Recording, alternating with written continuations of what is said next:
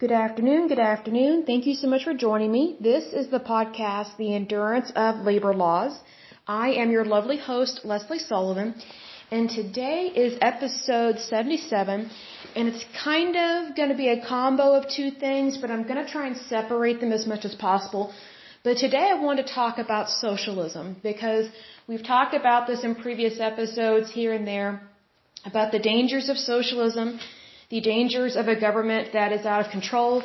So I wanted to specifically, really zone in on that, to really give a clear description of it, because I feel like, how do I word this? I feel like people want common good, but they're willing to sacrifice their freedoms and they're willing to demonize other people just for the sake of that, which if you're willing to sacrifice something that you're not supposed to sacrifice because it invades your rights as a citizen, or if you're willing to target somebody or demonize them, then you're not doing anything good. You're not helping the common good, and you are actually assisting in tearing your country, your community, and your society apart, as opposed to bringing it together.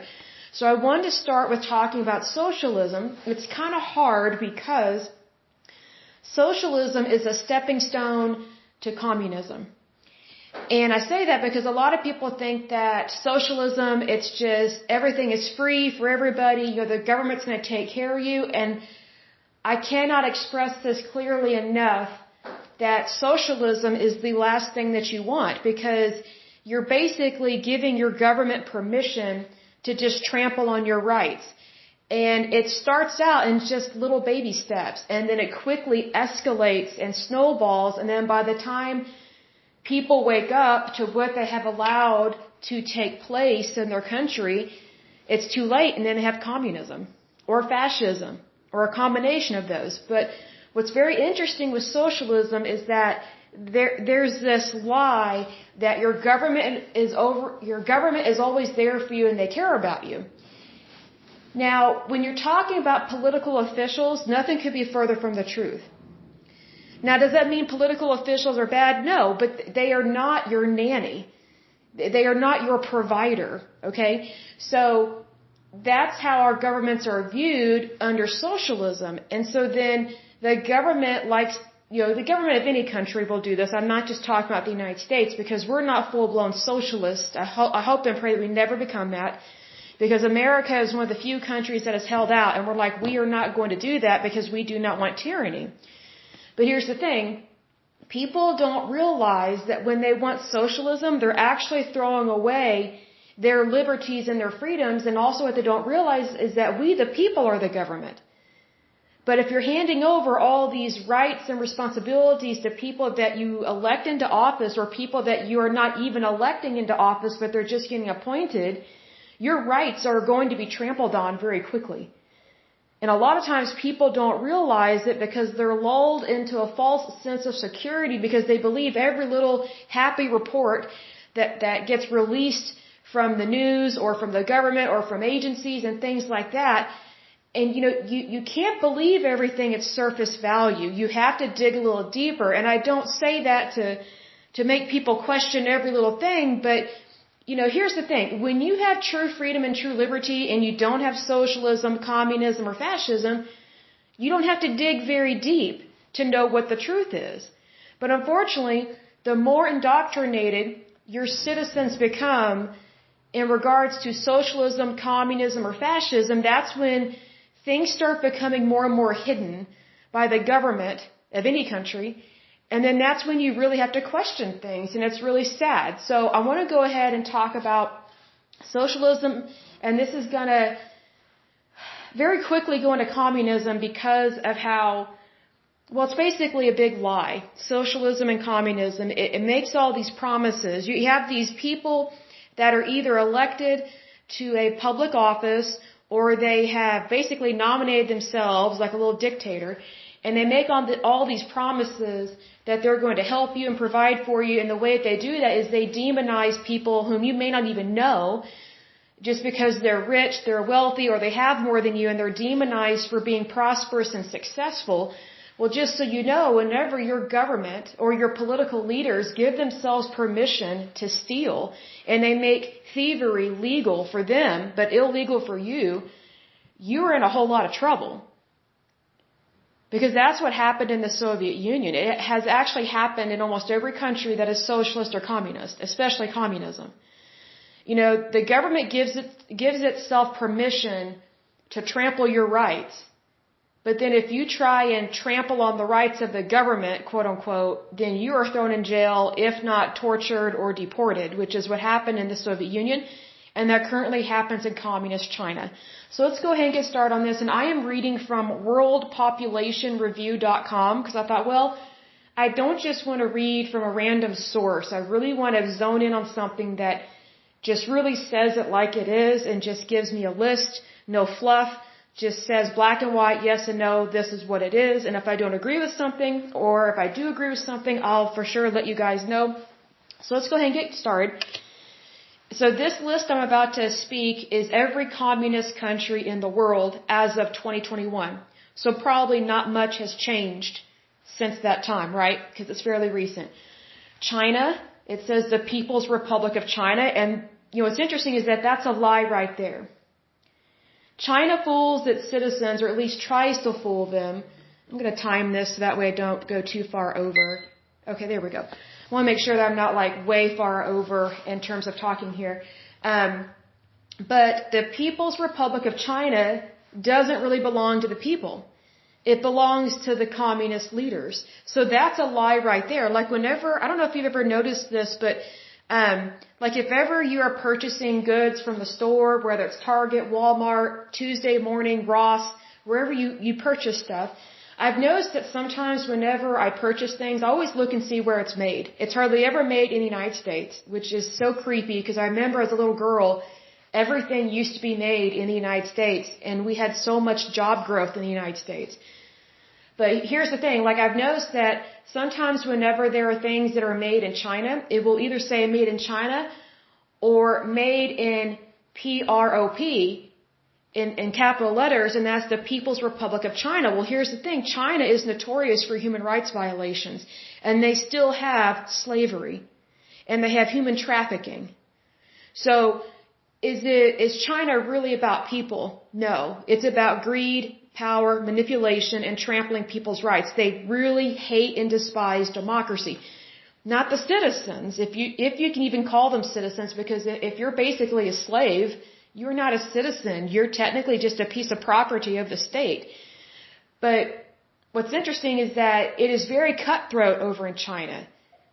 Like, you have to have a lot of money to be in power in the Communist Party over there. Like, you have to be willing to buy people off or kill them off. And, nobody wants to say that, but that's actually what happens over there. And if one of the peasant citizens speak up, they're a goner. And either that or they torture their family members. So, communist China is very evil and corrupt. Very evil. And how we allowed them to start making the majority of our products, I don't get that, because we are rewarding horrible, wicked behavior by doing that. When we should have those jobs here in the United States and reward our own citizens because we don't practice communism. We never have and we never will. I don't think we ever should practice that because it's pretty bad. The next one that is a communist country is North Korea, and the title of it is Democratic People's Republic of Korea. It's not democratic, and it's not the People's Republic. That is such a lie. It's an evil communist dictatorship run by some fat guy that's my age. He's 38 years old. I feel so sorry for his wife. Supposedly they have a couple kids, who knows, but it's a secret society, and his staff are scared to death of him, and I don't blame him. And this is the guy, Kim Jong-un, or whatever his name is. He actually had his uncle murdered. He had him executed. So he doesn't even value, love, and respect his own flesh and blood. So why would he love, respect, or value the people that he is supposed to lead into the future? Like it's very corrupt and wicked over there. Then we have Cuba. And their title is Republic of Cuba. It's not a republic. See, these titles are just lies. They are blatant lies. When you have a republic, it's not communist. But the way that people get lulled into a false sense of security is they use words that we associate with being positive and good for people. But here's the thing, the actions of these countries do not match up with their titles and what they are actually calling their country. This is why we need to call a spade a spade. Because if we're not going to call it for what it is, then we are helping these bad people to, first of all, stay in charge, and we are helping them to be corrupt and evil, especially to their own people. And their people don't deserve that, and neither does the world. So we need to start calling these leaders out on this and stop doing business with them if they do anything like this that are evil. Like, we need to be careful who we do business with, as a country and as a nation. That's just basic 101 due diligence there. I really think we need to be cautious. The next one is Vietnam. And they're a little more honest, but kind of not. It says the Socialist Republic of Vietnam. Well, you can't be socialist and be a republic at the same time. Because, you're either a republic or you're not. So right there, that's a lie as well. And what people don't realize is there are so many companies that are making so many of our goods in Vietnam. It is squashing and killing off our job market, our trades, imports, exports. It's affecting so many things. And we should not be doing business with someone that's a socialist republic, because it's a flat out lie. And they probably have some type of slave labor if they're socialist, quote unquote, republic. See, because whenever someone says it's socialist or there's socialism, they don't want you to really be free. They claim they want equality, but it's really a lie. What they want to do is they want to control your wages so that no one makes more than somebody else except for the higher ups. Well, who doesn't want to be a higher up? Like, nobody wants to be poor, but here's the thing. Under socialism and communism, the majority of the population is broke or poor, and you don't have a middle class. That's the problem. That's what makes these countries so impoverished. They don't produce really good products hardly at all. If they do, they're cheap, and then they don't pay their workers appropriate wages. So, it's a lie when they say they believe in equality and they want everybody to have equal opportunity. It's like, well, they may truly believe in equal opportunity, but the only opportunity they want people to have is the bottom of the barrel opportunity. And that's not right. That is so cruel to do that to somebody. The next one it says is a communist country in our world as of 2021 is Laos, and it's Lao People's Democratic Republic, which, the fact that they say Democratic Republic and yet this is a communist country, it's such a lie. It is such a lie. And this article says, despite communism's theoretical vision of equality so pure that governments themselves are unnecessary, real-world communist countries typically have overbearing, oppressive governments that maintain tight control over their citizens. For instance, North Korea's official name might lead one to believe its people are free and empowered, but in actuality, the country is a secretive dictatorship in which the government controls nearly every aspect of its citizens' lives and has been accused of massive human rights violations. So, even though the United States is not perfect, we do not have human rights violations like this. We do not have these problems. And even though our government is a little out of control, it's not as bad as these communist countries. Like, we have it way better, and we need to do a better job of protecting our freedoms and our rights. The next section talks about socialist countries of the world. And so these next ones are Bangladesh. It says the People's Republic of Bangladesh. Again, if you're socialist, then your country really doesn't belong to your people. And it's not a republic because you're not really free. So that's a lie right there in the title. This next one is the state of Eritrea. I've never heard of that place, but it's Eritrea. I'm not familiar with that. I'm not sure how to pronounce this next one, but it's Guyana. It says it is the Cooperative Republic of whatever that name is. You know, if you're a socialist country, you're not a republic. Then we have India, and it says the Republic of India. You know, India may try and act like it's a democracy, but it's really not, because it still has the caste system, which is a form of slavery, and it's enforced slavery. And for those that don't know what the caste system is, it's where whatever economic status you were born into, you will permanently stay there. Like, for example, if your family cleans toilets and shovels manure, that's all you're ever going to be allowed to do. You will never be able to move up into middle class or upper class, whatever the case may be. So India is kind of hypocritical, and here's the thing. India has a lot of poverty. A lot. It's ridiculous. They don't take care of their people because they're not a true free country. They're not a real republic. They're not a real democracy. I think they have a parliamentary kind of government, and it's kind of a joke, considering how much poverty they have, how much death and disease they have. It's ridiculous. And a lot of their products are subpar. I've said this in a previous podcast that, we're having a problem right now with drug manufacturers making drugs over in India, and they are so cheaply made and so horribly made that they're dangerous. I mentioned Senator Elizabeth Warren in a previous podcast, but she had another hearing that she was on, and she was asking these people about some of the drugs that are being made in other countries, and we have the FDA here, the Food Drug Administration here in the United States, but over in India it's like a free-for-all. And some of their products are contaminated with blood, urine, feces, and then they sell us those drugs. Like, they don't have quality control whatsoever because they don't care to make good goods. They don't care to do the right thing. That being so, we don't need to be doing business with India. We should be making all of our drugs here in the United States, and just imagine how many jobs that would provide. Like, just think about, I'll give an example. Go to Walmart and walk down the aisles that are like for heartburn medicine, like anything that's over the counter, Tylenol, aspirin, Aleve, Pepcid AC, Zantac, Nexium, just anything and everything. Anything that's over the counter in terms of things that you take for medicinal purposes. Imagine if every single one of those products was made in the United States. What a blessing that would be. That would greatly increase our prosperity in this country because it would provide thousands upon thousands upon thousands of jobs to so many Americans.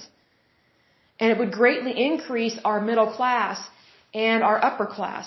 And that's really good because then we would have less people on the poorer end of the spectrum because we would have more job availability.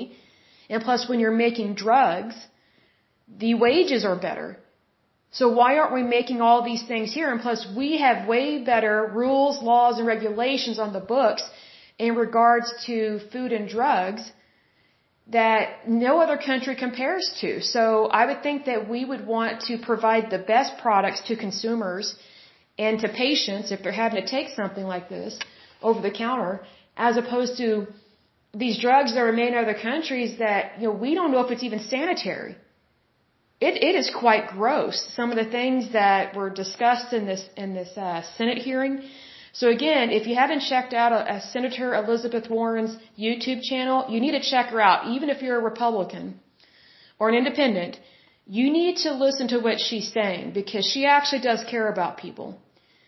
Because if she didn't care about people, she wouldn't mention the safety or the efficacy of drugs or lack of it that is being practiced over in India. And India is a huge culprit of doing dirty business, selling dirty drugs. And India is one of the top polluters on the planet. They're right up there with China in terms of ruining our environment, possibly influencing global warming, affecting our glaciers and the melting, all these things. We do have global warming. I do think there's some things that can be made worse by it. But I also know that our planet heats and cools naturally on our own. However, India is doing a fantastic job of ruining the environment. But no one wants to call them out on it, much less call China out on it. And if these countries are polluting the planet at a super high, rapid rate, we should not do business with them. Because that tells me they don't care to do what's right. in so many ways. And you know what? I don't do business with people that make poor business decisions or they don't have ethics or morals. I walk away from business deals all the time. I walk away from relationships all the time where if it's not on the up and up, or if it's not legal or moral, or if there's just something that bothers me, my gut feeling, I follow that instinct and I walk away. Even if something looks perfect on the surface, which India is far from perfect, but I'm saying like in terms of like doing business deals and having friendships and things like that, if something doesn't feel right, that's your intuition or your gut feeling, or it might even be the Holy Spirit guiding you saying, hey, there's something that you don't know about this individual or this organization or this company that you really should not do business with them, and you should not be associated with them because something's not right. So however you want to interpret that or read that, that's what it is. But, India is still not a republic. Oh, and another thing, they practice a lot of pagan religions over there. And some of them are very grotesque in what they do to people, mutilating people's bodies. I mean, it is graphic, it is disgusting, it is horrible. There was a practice, I think that was still being practiced in the 19th or 20th century. The British came across this when they were in India. What happened was, I can't remember what religion they were practicing, if not the British, but Indian people over there. I think it's Hinduism, if I'm not mistaken. If I'm wrong, correct me, but it's one of the pagan religions that some people practice.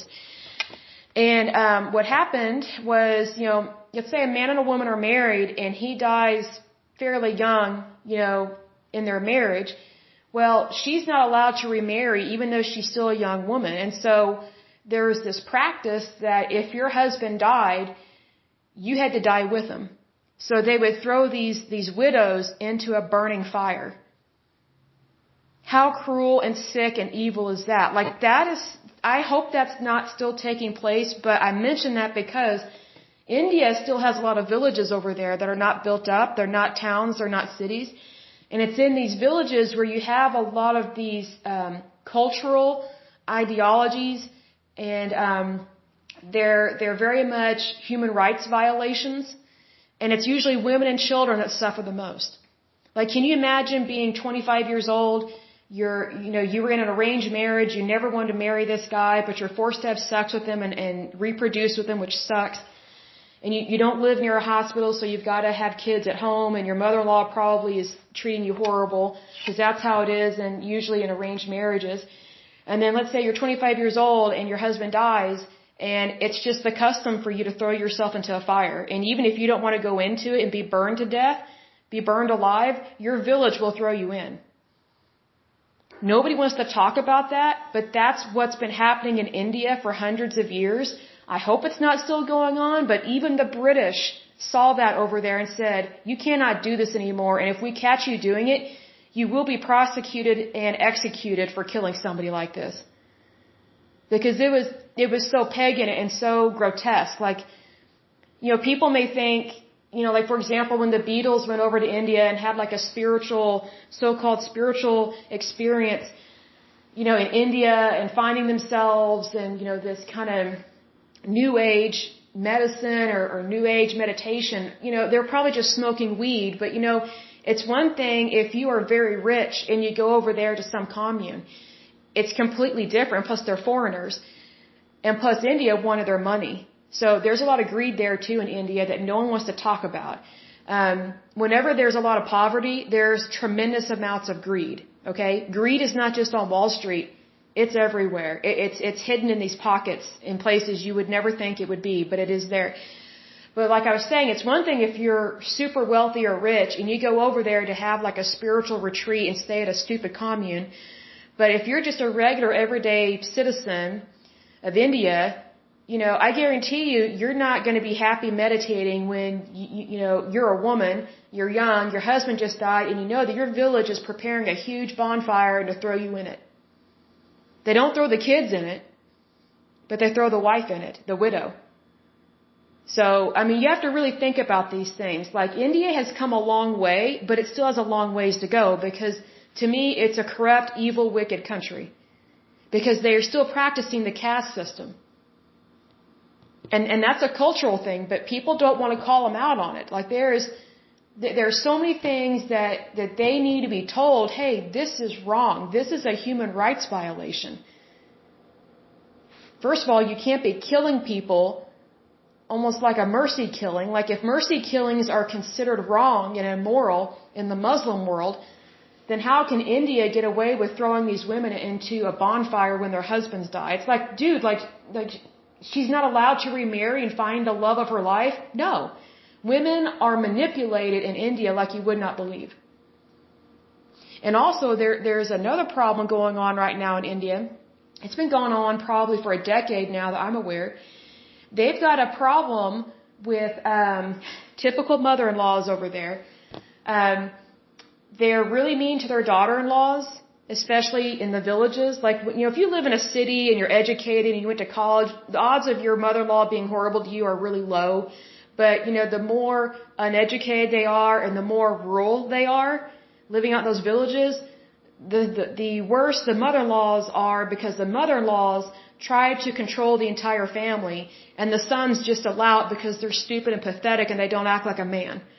It's like, how can you marry a woman, say you love her, have sex with her, and then let your mother be brutal to your wife and beat her? Well, this happens all the time. There's one woman, she became pregnant with twins, and the mother-in-law and the son wanted to know if the twins were girls, because if they were girls, they wanted them to be aborted. Well, the daughter-in-law did not want to abort her children. Well, guess what the mother-in-law did?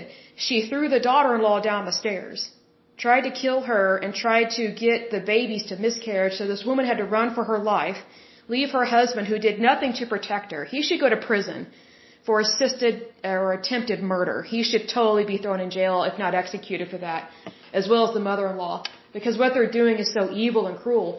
But she got away from the evil mother-in-law and from her stupid husband and divorced him, and now she has two very beautiful twin daughters, and she has moved on with her life. But, you know, that's modern stuff that's happening right here, right now, over in India.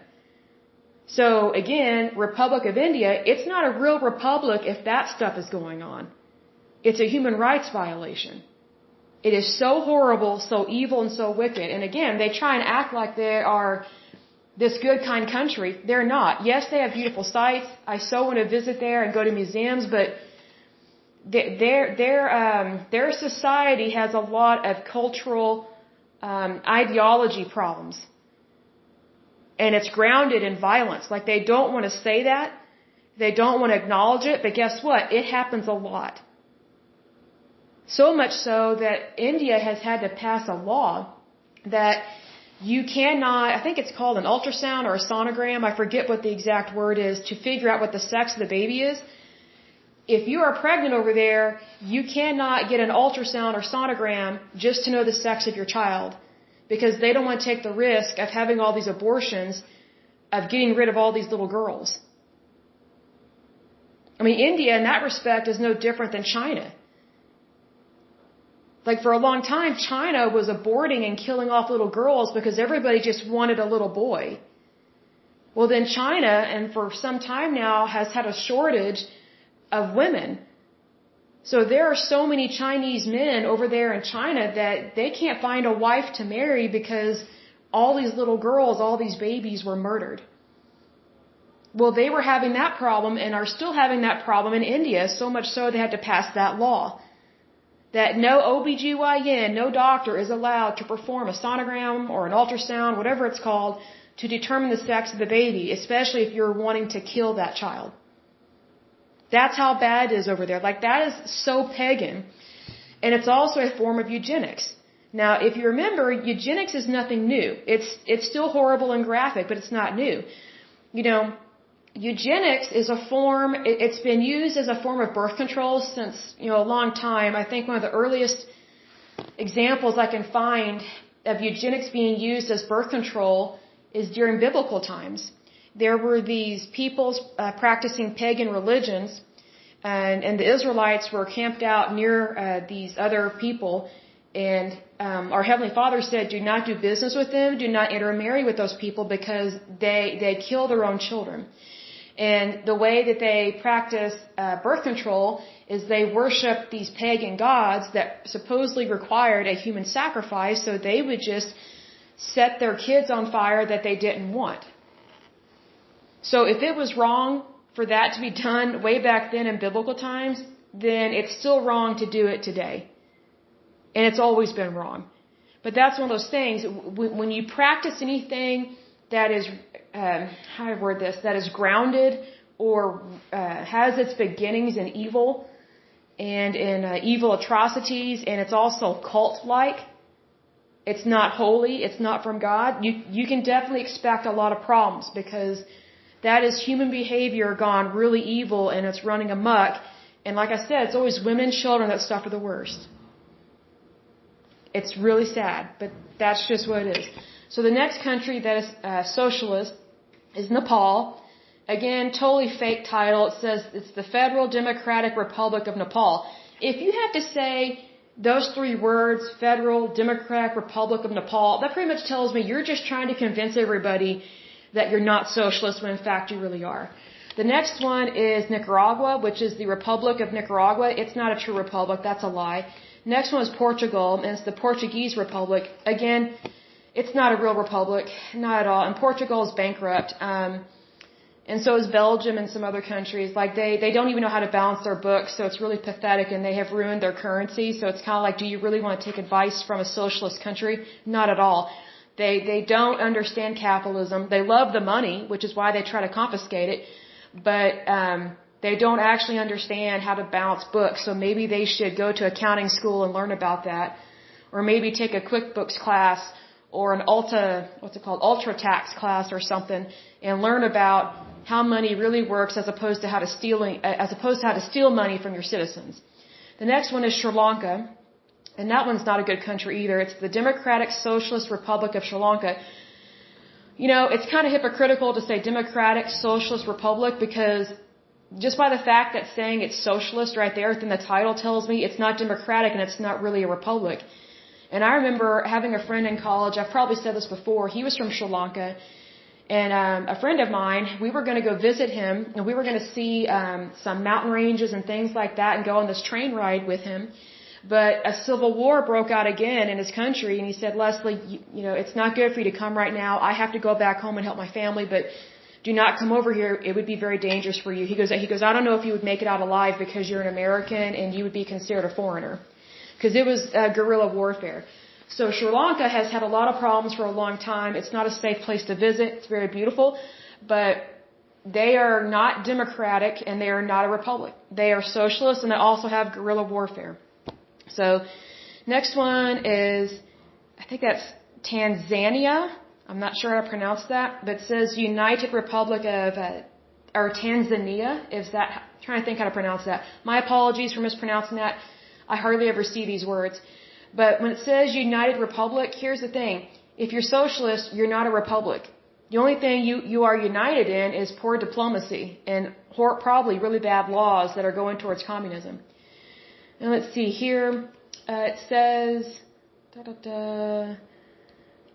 let's see, it says this list was actually much longer in years past, I believe that, with nations such as Yugoslavia and the USSR, also known as the Soviet Union, ruled by governments built around socialist and even communist principles. However, many formerly socialist economies have evolved to embrace more elements of capitalism over the past half century and have begun deleting socialism from their constitutions as well as their economies. I don't believe that, because typically what happens with these socialist countries, they claim to want democracy and freedom, almost like Russia and also the Ukraine. But when it comes down to it, all they want is the money. They don't really want people to have freedom. And that's probably one of the reasons why there's that war going on right now between Russia and the Ukraine. Because again, the Ukraine is part of the Soviet bloc. So it's one of those things that, how do I word this? They can claim they're for democracy and for people's rights and freedom, but it really comes down to the ideology that is in their heart and in their mind and actually what they practice and say every day. Just because someone waves an American flag, that doesn't mean they believe in America. Like, you have to look below the surface and see what's really there. And I love our flag. I love the American flag. I love America. But I've learned that just because someone waves that flag, that doesn't mean they really value the United States. I've learned that over the years. There are so many hypocrites. It's unbelievable. But let's see here. It says, states currently governed by socialist or communist parties. It says here, Algeria, Angola, Argentina, Bangladesh, Barbados, Bolivia, Republic of the Congo. I don't know how to pronounce this one, but it's Djibouti. I haven't heard of that one.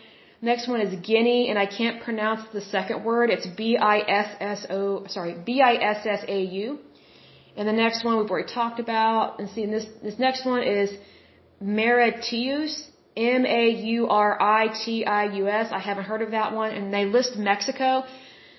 You know, here's the thing. Mexico, it's governed by a socialist or communist party, but the entire country is not socialist or communist. I think it's more free than other communist and socialist countries, but it has a lot of drug lord problems. It has a lot of gang violence, so that's a problem there. The next one listed as being currently governed by socialist or communist parties is Moldova. I've actually met a woman from there, and there was no way she could be successful in her country, so she came to the United States. So what does that tell you about socialism and communism? It's very difficult to be prosperous there, unless you pay someone off or you choose to be corrupt, you know.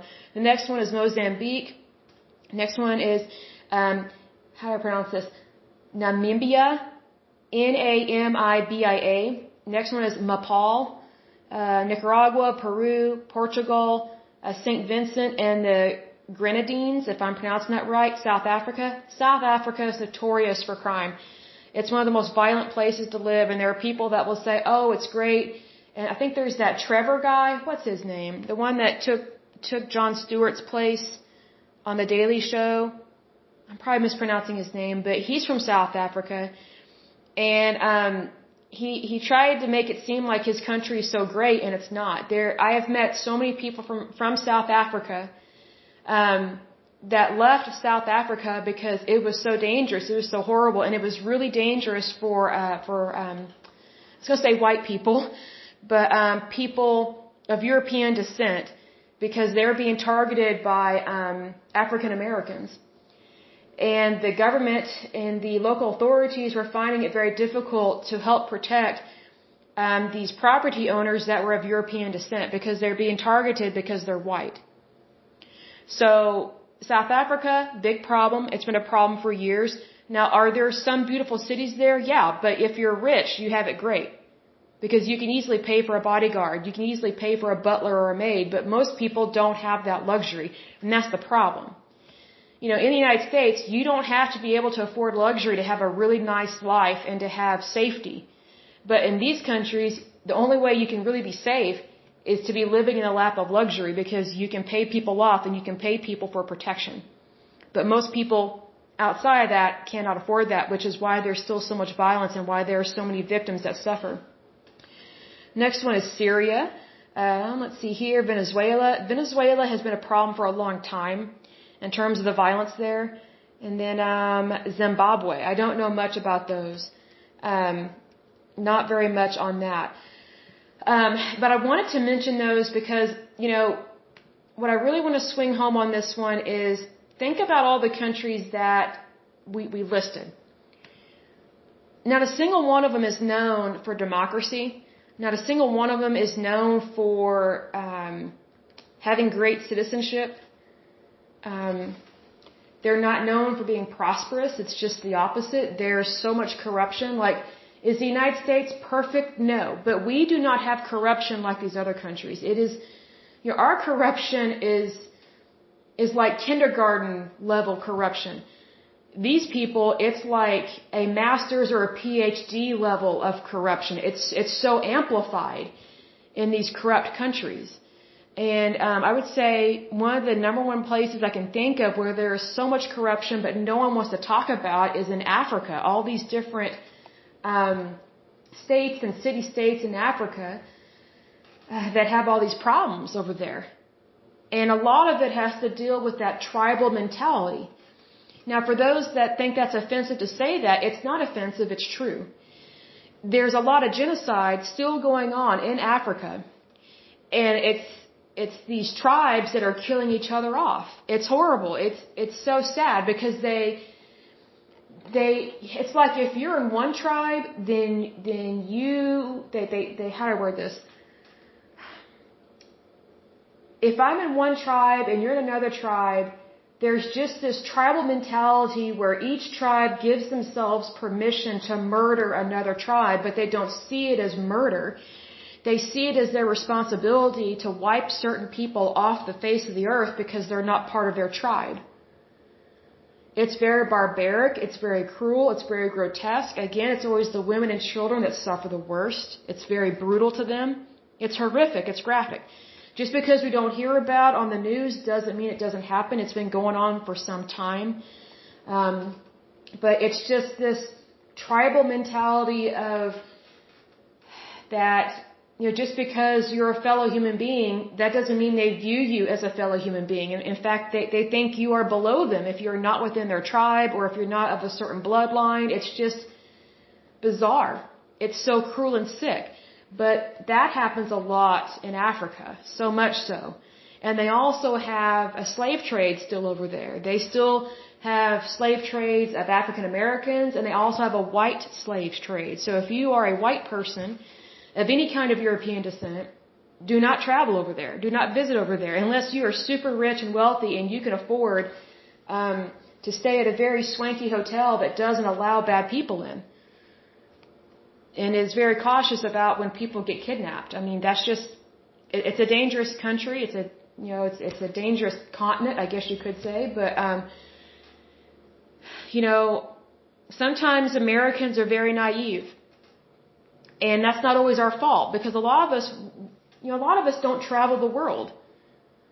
And that's okay. Like, we live our lives and, we do the best we can and, but there's just so much that we don't realize is out there that we do need to be aware of because the last thing we need in the United States is a tribal mentality, tribal killings, socialism, communism, Marxism, or fascism. I mean, all those things are just littered with human rights violations. They're illegal, unlawful, unethical, immoral, amoral, and just grotesque forms of human behavior that has no place on this earth.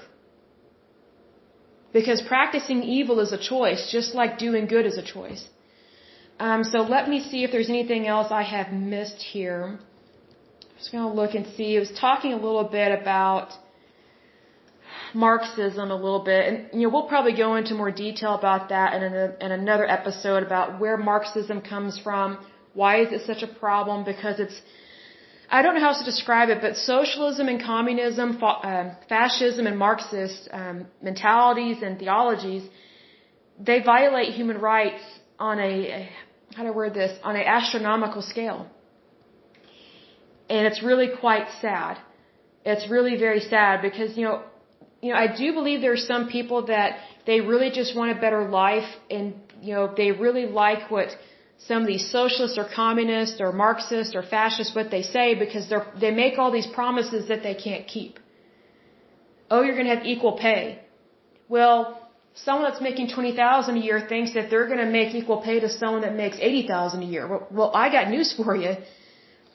If you pass anything in law that is anything to resemble socialism, communism, fascism, Marxism, by any means, how do I word this? You are not going to be lifted up to an $80,000 a year salary. The person who makes $80,000 is going to be lowered to your level. And then your government that you approved of will call that equality, even though now both of you are suppressed and oppressed. That's how these different regimes work. And no one wants to call socialism a regime, but it really is. Because you're still putting people in charge of your life, your fate, and your destiny that have no business being in charge of it. Because we the people are the government. We the people are the community. We are the nation. We are the society. Now, do we need a government? Yes, by all means, but there's a difference between small government and large government. The problem with socialism, communism, fascism, and any kind of Marxism is that it greatly, how do I word this? It greatly exaggerates the role of government, so much so that you no longer have a voice as an individual. Because now your government that you approved of, now they view you not as an individual, they view you as a whole. They view you as a collective.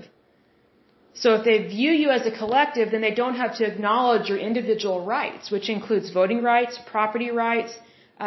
It deals with tax laws. It deals with employment law, banking laws, things like that. There are so many laws and regulations that are guarded. How do I word this? There are rules, laws, and regulations that help to protect your individual rights within a truly free country. That's how rules, laws, and regulations are supposed to work. They're supposed to be for the people, not against the people. But if you do socialism, communism, fascism, or Marxism, you will no longer have those rights that you hold so dear to you, and you may not realize that they were dear to you until you lose them. And then when you lose those rights, it's almost impossible to get them back.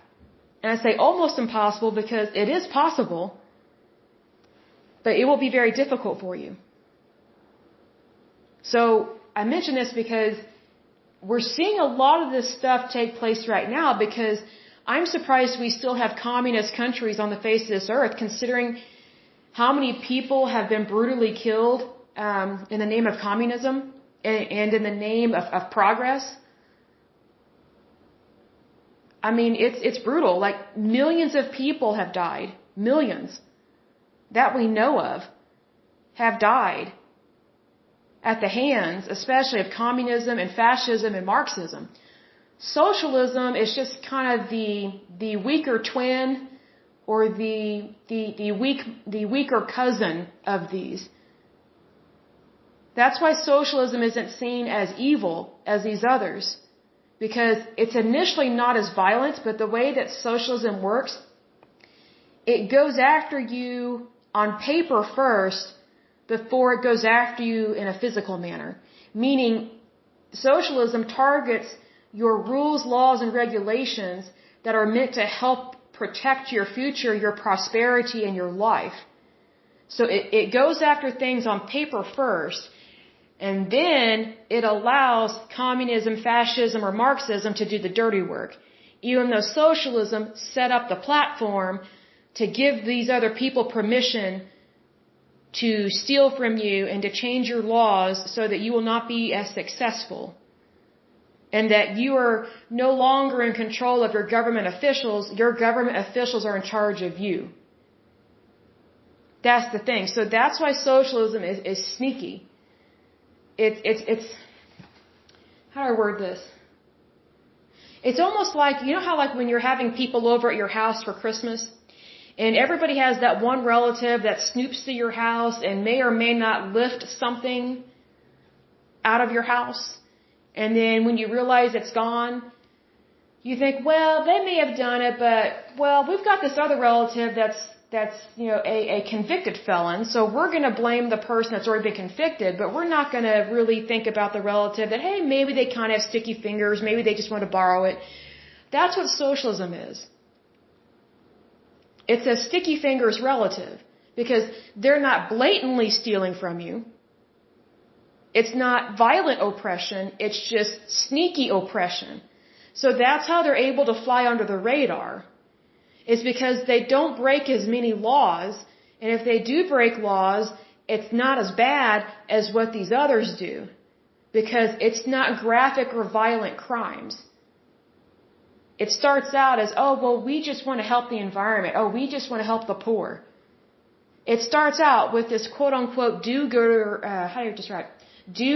attitude, but it's really about thievery. It's really about legalized stealing. So socialism is just the sticky finger relative of these other groups. That's the best way I can describe it. So don't be fooled by it. And whenever a politician starts making all these promises, regardless of whether they are Democrat or Republican, your ears need to be perked up. Because promises don't mean anything if they violate the laws, or if all they want to do is change the laws so that way they can do what they want while they are in term or while they are serving their term in office. That's not what laws are for. Like, that is so horrible to do that to a nation, to just change rules, laws, and regulations every so many years based on who's in charge. We know that's what happened over in the United Kingdom, and also some other nations, or monarchies way hundreds of years ago. There were so many citizens that suffered at the hands of different monarchies because basically you couldn't practice a religion unless it was what the king or queen practiced. Which is really sad. So, it's like if you had a queen that was Catholic, then everybody was forced to practice Catholicism. And if you didn't practice Catholicism, you were convicted as being a traitor and or a spy, and you would be publicly executed and tortured. Both male or female. It didn't matter. Then let's say that queen or king died. Now you've got a monarchy that's Protestant. Well, now everybody has to practice Protestantism. But if you're Catholic, you get executed or exiled. Protestants did not murder or kill as many citizens as the Catholics, which is really sad. That's just part of history. But my point is this: it shouldn't matter who's in charge, because your laws, your rules, laws, and regulations should still be to protect the citizens. Whoever is in charge, like your leader, they're just leading you in the right direction. They're not supposed to change your direction. Because they may very well not be a good shepherd, which sucks. That would be horrible, right? But that's how a lot of these communist parties are. That's how a lot of these socialist countries are. They don't want you to know what rules, laws, and regulations are on the books, because they don't want you to know what they're changing and manipulating. But when you have a truly free country, such as the United States, you have a democracy, you have a true free republic, and you have capitalism, everything is open and available in terms of your rules, laws, and regulations. Like, it's available for you to read and to interpret as a citizen for yourself. It's not hidden, because you're supposed to have access to your rules, laws, and regulations as a citizen of your country. But look at it this way: if you lived in North Korea, do you really think Kim Jong-un, whatever his stupid name is, do you really think he would want you to know about any kind of rights that you have? No. He murdered, or he had his uncle murdered. He killed off a relative. I mean, that's just the insanity of that guy. How he has not been assassinated, I don't get it. I just don't get it. I would think there would be enough citizens that could take him out, but he has such a death grip on his country. Like, he is really good at intimidation, but also he has people that do the intimidation for him, which is the military. And they are cruel and wicked and evil to so many people. But anyway, we are looking at about 53 minutes right now, almost an hour. So I will go ahead and end this podcast. But next time we'll probably go into more detail, about fascism and or Marxism. Because, number one, I myself need to be reminded of what these differences are, because when you know the differences, then you know what to look for whenever you go to the voting booth and you see, okay, what's on the ballot? What do I need to know? And what should I be voting for, and what should I not be voting for? Because it's like, if you don't know the basics, then it makes it very difficult, and I'm right there with you, it makes it very difficult to really know what's below the surface. Just because someone says they care about the poor, that doesn't mean they actually care about people, because sometimes people say, oh, we care about the poor, but all they want is permission to steal from the rich. Well, look, a thief is a thief. It doesn't matter who they're stealing from. It doesn't matter if they're stealing from a poor person or a rich person. It's still a crime. And it still is punishable by law.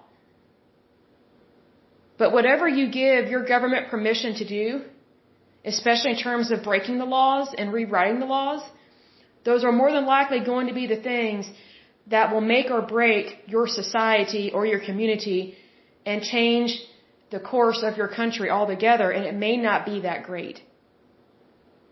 But anyway, I will go ahead and end this podcast. So until next time, I pray that you're happy, healthy, and whole, that you have a wonderful day and a wonderful week, and keep your chin up regardless of what happens. Thank you so much. Bye-bye.